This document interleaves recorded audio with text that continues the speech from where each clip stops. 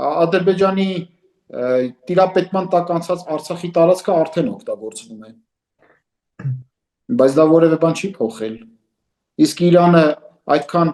անողնաշար հայտարարություններից հետո, որ Արցախը ճանաչեց Ադրբեջանի մաս,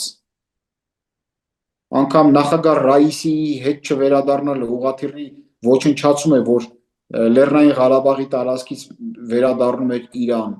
ոչինչ չփոխեց եւ նրանք շարունակեցին ադրբեջանցիների հետ փոխստեք սիրահաշահող արտահայտություններով փոխանակվել եւ սիրաշահող քաղաքականությունը սկսեցին իրականացնել, վերջերս էլ զորավարժություն իրականացրեցին Արաքսի հովտում,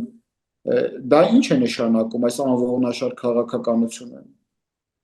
Իհարկե, Իսրայելը ամեն ինչ էլ փորձելու անել, Իսրայելը այս 2 տարվա ընթացքում ջարդեց Իրանի Իսլամական Հանրապետության պրոքսիներին, ոչնչացրեց ուղղակի հնարավորությունները երկրից դուրս, հիմա էլ ոչնչացնում է հնարավորությունները երկրի ներսում։ Լուրեր են պտտվում, որ Իրանի